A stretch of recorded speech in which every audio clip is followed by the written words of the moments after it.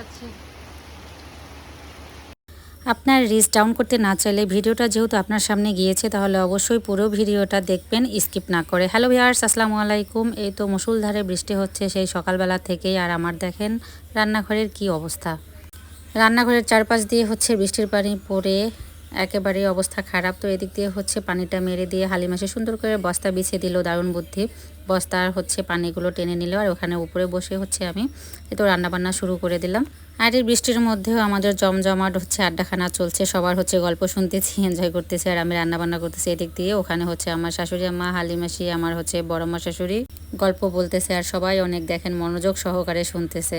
শহরে সবাই অনেক ব্যস্ত সময় পার করে, এরকম সময় হয়তো বা হচ্ছে আপনারা উপভোগ করতে পারেন না, বাট আমরা গ্রামে কিন্তু হচ্ছে কাজও করি, আর আবার এরকম হচ্ছে বিনোদনটাও পাই। যে দেখেন গ্রামের সবাই মিলে এখানে বসে গল্প করে, এই গল্পগুলো শুনতেও কিন্তু ভালো লাগে।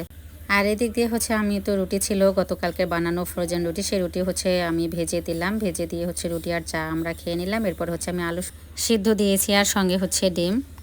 তো এখানে ডিম সিদ্ধ দিয়েছি আমার শাশুড়ি আমার আমার হচ্ছে ছেলেমেয়ের জন্য, আর এদিক দিয়ে হচ্ছে আমি ডিম ভেজে নিচ্ছি। আমার কিন্তু ডিম ভেজেটা আলু ডালের মধ্যে খেতে ভালো লাগে। আর ওই দিক দিয়ে হচ্ছে হালিমাসি তো হচ্ছে কচুটা কেটে দিল অনেক চিকন চিকন করে। কচুটা হচ্ছে আজকে আমি শুটকি দিয়ে রান্না করব, এর আগে হচ্ছে আমি এমনিতে রান্না করেছি, খেতেও ভালো লেগেছে, বাট আজকে আমি হচ্ছে শুটকি দিয়ে রান্না করব। শুটকি দিয়ে খেতে আরও বেশি মজা লাগে। আর আমাদের উত্তরবঙ্গের হচ্ছে একটা প্রিয় তরকারি হচ্ছে এই আলুর ডাল, এর আগেও অবশ্য আমার অনেক রেসিপি দেওয়া আছে।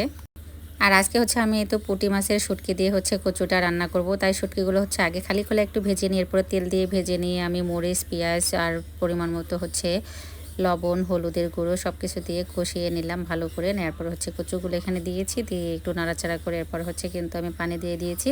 পানি দিয়ে এই কচুটা হচ্ছে একটু ভালো করে সিদ্ধ করে নিতে হয়। আর এই কচু কাটতে গেলে কিন্তু এই কচুর যে নিচের একেবারে অংশটা আছে এই অংশটা কিন্তু ফেলে দিতে হয়, না হলে ওই অংশটা সহ কেটে তরকারিতে দিলে কিন্তু গলা চুলকাবে।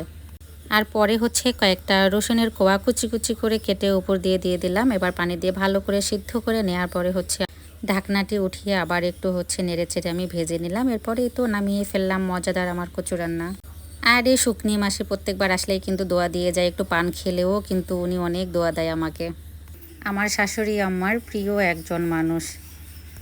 ভালো করে জেলে দেবেন, সাথে জয় করবেন, সাথে জয় করবেন।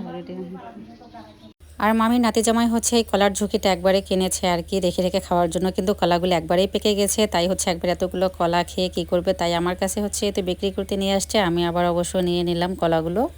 কলাগুলো মাশাআল্লাহ দেখতে অনেক সুন্দর, মালভোগ কলা। তো আজকের ভিডিওটা এই পর্যন্তই। আপনাদের কাছে কেমন লাগলো অবশ্যই একটু কমেন্টস করে পাশে থাকবেন, আর যারা নতুন নতুন দেখতেছেন আমার ভিডিওটা অবশ্যই ফলো দেবেন। তো সবাই ভালো থাকবেন, সুস্থ থাকবেন, আল্লাহ হাফেজ, শুভরাত্রি।